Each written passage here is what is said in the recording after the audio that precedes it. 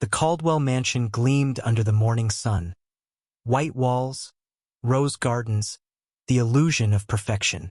But behind one of those polished windows, a little girl sat alone, her small hands trembling around a teddy bear missing an ear.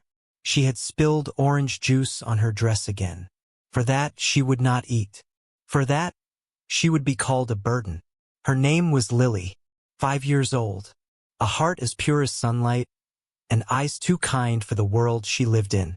Her father, Ethan Caldwell, a millionaire lost in boardrooms and airports, believed his daughter was safe in the hands of his elegant new wife. But appearances can lie, and lies can destroy what love fails to protect. That morning, as the child tried to hide her tears, a woman knocked on the grand oak door, a woman who would soon become her light. Her name was Grace Morales. She wasn't rich, she wasn't powerful, but she carried something this house had forgotten long ago: compassion.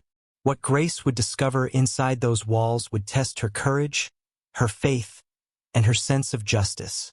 And the truth she would reveal would shatter a perfect facade built on silence. Because sometimes, one act of kindness is enough to burn down an empire of cruelty. Before we begin, tell us, where in the world are you watching from? This is Golden Tales, where stories remind us that goodness still survives, even in the darkest corners of the human heart. Stay with us until the end of the story. A story about a father who was blind to the truth, a woman brave enough to expose it, and a little girl who taught them both what love really means. And when the last scene fades, tell us in the comments, which moment touched your heart the most? Because in this house of secrets, what's about to unfold will change everything. If you love emotional and heartwarming stories, don't forget to hit the like button, subscribe to the channel, and turn on the notification bell, so you'll always be the first to hear our next story. Now, let's begin. The arrival of Grace. Grace Morales, 32, dark jeans, a navy sweater, and her resume in hand. Second-generation immigrant, gentle voice, eyes that could see what others missed. She came for the job of household assistant. The former housekeeper had fallen ill. During the interview, Vanessa walked her briskly through the house, listing rules like commandments. No noise during meetings, no TV outside schedule, no food anywhere but the kitchen, and above all, discretion. My husband values discretion. Of course, Grace replied, quietly noticing a spilled glass of juice still on the coffee table and faded crayon marks on the rug. Someone had a moment of childhood here, and someone else had tried to erase it halfway. When they reached the second floor, a sob echoed faintly through the hall. Vanessa froze. "Lily, I told you to be quiet," she snapped. Then, forcing a polite tone, "It's a phase," she said to Grace. "My stepdaughter needs to learn discipline." Inside the room, Grace saw the girl sitting beside a worn teddy bear, her dress stained with orange juice. "Hi," Grace said, kneeling. "I'm Grace. I like your bear." Lily bit her lip, her wide eyes uncertain. "His name's Atlas," she whispered. "Like the one who holds the sky?" "Yes." A small, brief smile flickered, and vanished the moment Vanessa's shadow crossed the doorway. That night, Grace got the job. And when the house fell asleep, she tiptoed upstairs carrying a glass of warm milk and 2 butter cookies. She pushed the door open softly. Lily was asleep on her side, hugging Atlas. "Hey, little one," Grace whispered. The girl opened her eyes slowly. "For you." Lily sat up and asked in a fragile voice, "Will she be mad?" Grace shook her head. "Not tonight." That glass of milk, simple as moonlight in a cup, lit something the house had long tried to extinguish. The glass house. In the days that followed, Grace learned the invisible choreography of the mansion. There was a secret hour for flower arrangements, another for the piano in the living room, only when Ethan was home. Vanessa liked to sit on the armrest and request Claire de Lune, though she never listened to the end. There was also meeting hour, When Vanessa locked herself in the office with a financial consultant, often saying things like, "As long as he's traveling, I control the cash flow." Grace wasn't a detective or a saint, just someone with eyes and ears. With Lily, she built small rituals of dignity. The sung "Good Morning" with a nose boop, the cloud map they drew by the upstairs window, the light notebook, where they sketched sun rays and hearts. Lily had learned the alphabet song before she could form sentences.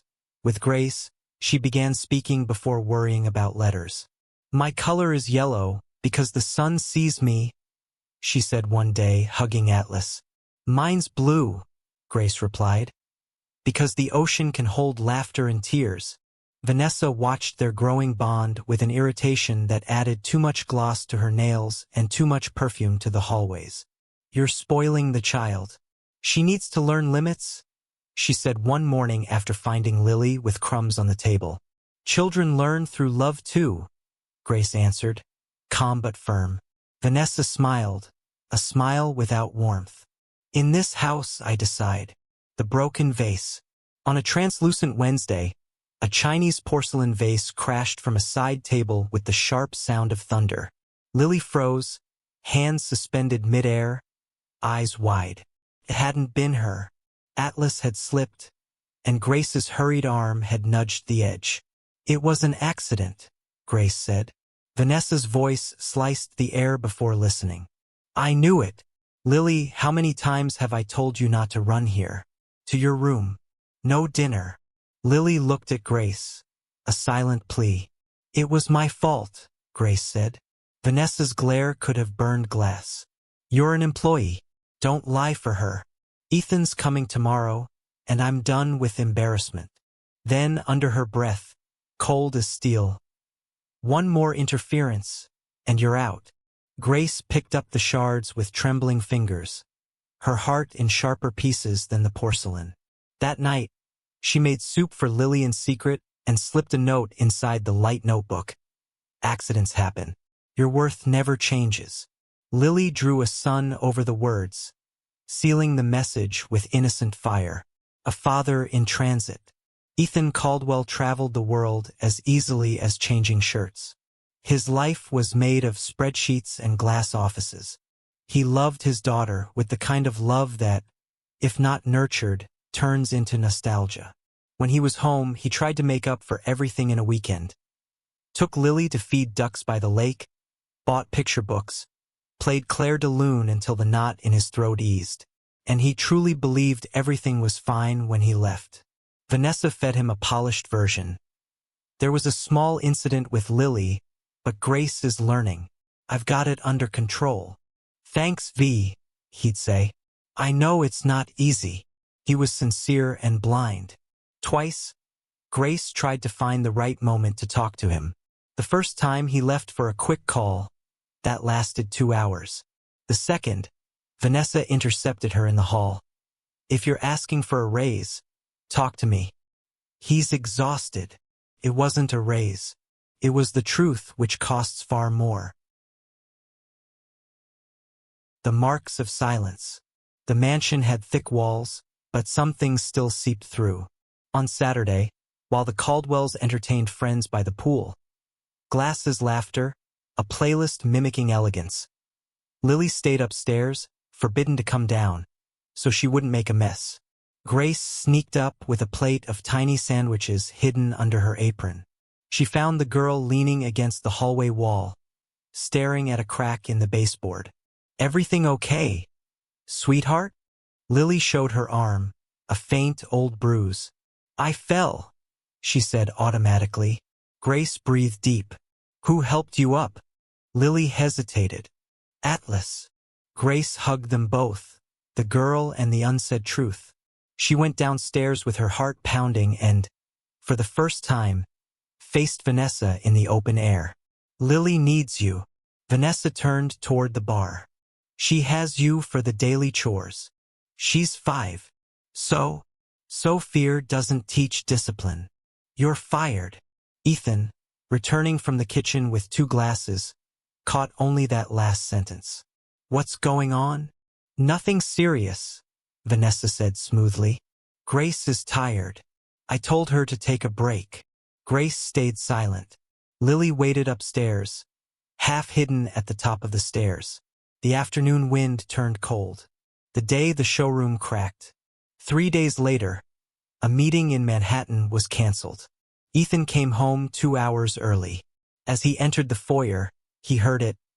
Stop crying, Lily. You drive me insane. You're not coming down until you learn. The voice lashed down from upstairs like a whip. Ethan dropped his coat and ran up the steps 2 at a time. In the hall, the scene unfolded whole.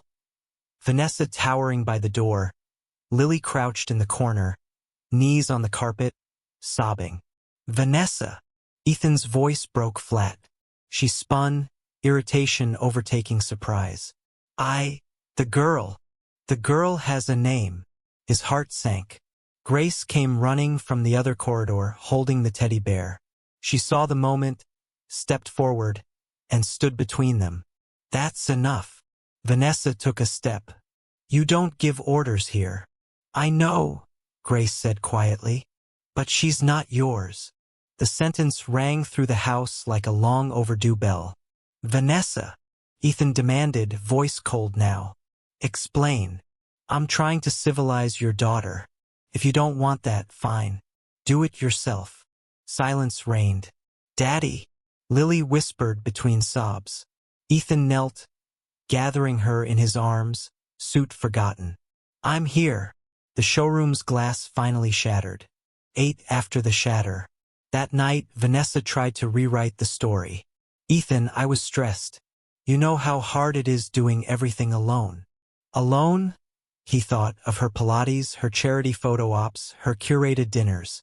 He thought of Lily's frightened daddy and Grace's steady eyes, holding a kind of courage he'd forgotten existed. I'll find out everything, he said, and he meant it. In the following days, Ethan stayed home.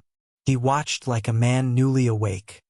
He noticed Lily avoiding certain doors, swallowing sobs when a glass sat too close to an edge. He noticed Vanessa saying no before asking why. He noticed Grace giving names to feelings. That's fear. That's tiredness. That's hunger. And he saw Lily learning to say, I don't like that. A miracle in itself. When Vanessa realized she was losing control, she reached for her oldest weapon, manipulation. If you side with that maid, I'm gone. And you know I know more about your business than any lawyer. Ethan looked at her in a long silence. It had been years since he paused before speaking. If you have something honest to say, say it. If not, call your lawyer. The file. Grace didn't keep dossiers, but she kept notes. Days Lily went without meals. Camera schedules. Oddly, they were often blocks. Names of temporary staff who left abruptly. When Ethan asked her to tell him everything, she exhaled for the first time in weeks. I'm not perfect, she said. I broke that vase. I could have spoken then. I was afraid of being fired. But the vase doesn't matter. She handed him the light notebook. Between drawings of suns and clouds were simple lines. No dessert for laughing at the table. Locked for dancing in the hall. A shove that became, she bumped into me. Cameras off 4 to 6 p.m. Ethan read as if crossing a river with stones in his chest. When he looked up, something in his eyes had changed. The corporate fatigue replaced by clean rage. Thank you, he said, and it sounded like a vow. The final confrontation. That evening, the house felt smaller. Vanessa returned from a board meeting, wearing a wine-colored blazer and the perfume that announced her 30 seconds early. She found Ethan in the music room, Lily on his lap, Atlas between them, Claire de Lune filling the air. We need to talk, Ethan said without rising. Now? She scoffed, checking her watch. Now. He placed Lily on the rug with Atlas and gestured for Grace to take her to the garden.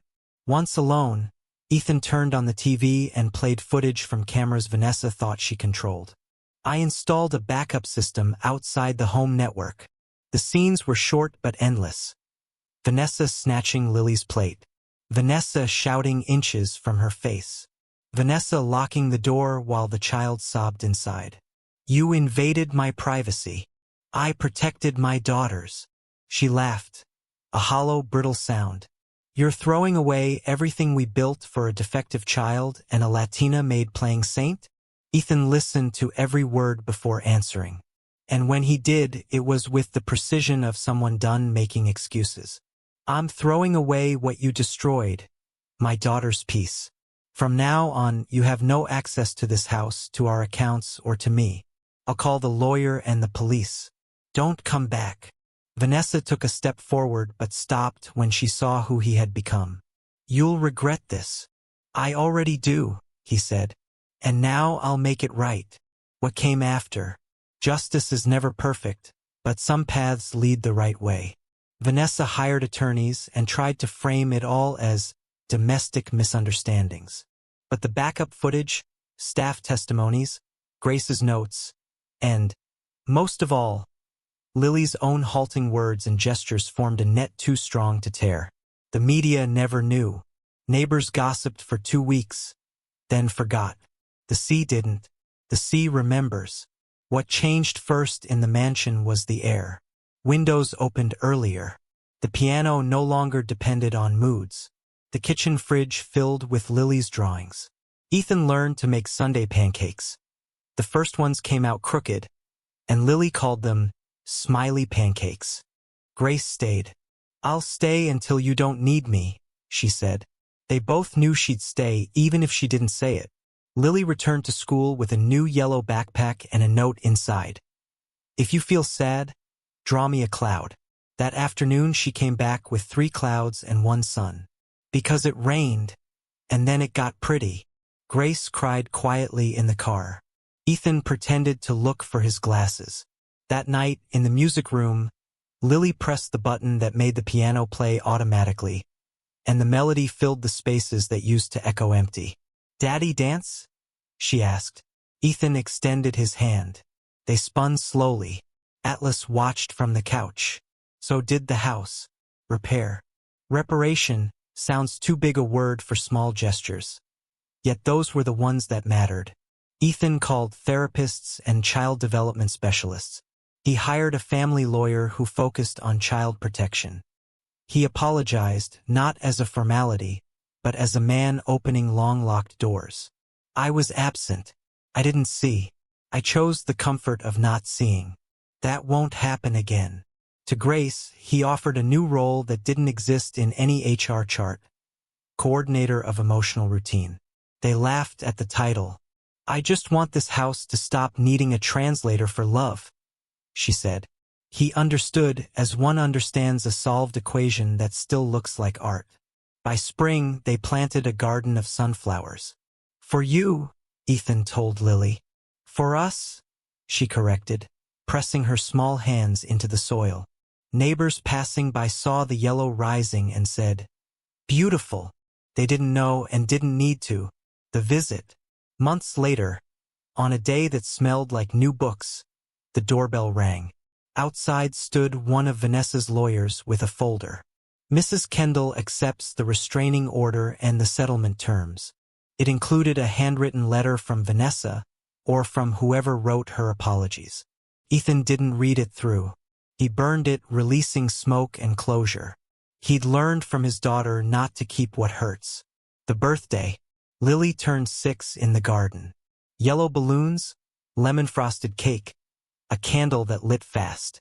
3 classmates came, her teacher, her occupational therapist, 2 curious neighbors, and a mailman who always greeted like an old friend. Make a wish, Ethan whispered. I already did, Lily said. 2, actually. He laughed. 2? Is that allowed?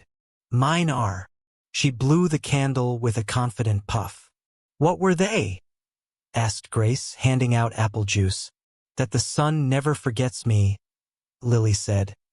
And that the things that hurt get smaller. Grace squeezed her hand. Amen, she said, even without church that week.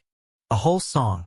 The first night Claire de Lune played to the end brought a piece like a new calendar. Ethan sat at the piano after Lily fell asleep. His fingers found the keys like greeting old friends. Grace stood at the doorway, silent not to disturb. When the last chord faded, the air felt different. Not from sadness, but from gratitude. "Thank you," he said without turning. She didn't ask for what. She knew. "You were the first to say enough," he added. "I was just the one in the wrong place at the right time," she smiled softly. "You were the first to hear the crying," he insisted. And those words kept the night from closing as it used to. What remains? Over time, people assumed the house had always been this way. Children have that gift, they normalize miracles. The backyard now held tiny bicycles, the hallway bore handprints at child height, the pantry had jars labeled in marker. Morning cookies, afternoon cookies, rainy day cookies. The music room had a new rug where Atlas, wearing a small ribbon, slept like a crowned king. Sometimes Ethan still picked up his phone without thinking, opening emails no one needed. Once, Lily placed her hand over his. "Not now." He turned it off. "Not now," he repeated, a new rule of the house. Epilogue. Gates open. One autumn Saturday, the black gate with the EC initials swung open. No party, no photographers, no line of cars. Just a girl in a yellow hoodie, a father learning, and a woman who'd once dared to name the unnameable. Lily held Atlas in one hand and Ethan's hand in the other. "Can we go see the falling leaves?" "Let's go." Grace stayed a step behind, watching as they crossed the threshold, inside to outside without fear. "Hey!" Lily called, turning. "You're coming too." It was an invitation, not a request. Grace smiled and followed. On the path, Lily kicked a dry leaf and giggled at the crunchy sound. "Sounds like a cookie," she said. "It does," Ethan agreed. "But you can't eat it." "Good," Grace laughed. "Or autumn would run out." They stopped by the lake. Ducks floated in silence. The sky unhurried. Lily tossed a pebble and counted to 3. "I can count to 10, she said proudly. "I can listen all the way," Ethan answered, which mattered more than numbers. "Are you afraid the dark will come back?" Lily asked, trying to hold the question like a butterfly. "I'm afraid of forgetting to turn on the light," Ethan said. "But if I do, you'll remind me." "I will," Lily nodded, smiling at something only she could see. On their way back, they passed the open gate. "Should we close it?" Lily asked. "Maybe not today," Grace said. "Not all safety lives in iron." "Where does it live?" "In what we do every day." Later, when sunset painted the living room gold, Ethan wrote a note and pinned it to the fridge beside the drawings of suns and crooked smiles. "Appearances deceive. Love doesn't." Lily drew a sun over the words. "Now it's finished," she declared. There were no headlines, no applause, only life, repair, and the kind of promise that, when whispered in a kitchen, can withstand the whole world. "You'll never be alone again." And so, a house that once was a showroom finally learned how to be a home. Which part of this story touched you the most? Share your thoughts in the comments below. I'd love to read them. And don't forget to subscribe to the channel and turn on notifications so you won't miss any of our next emotional stories.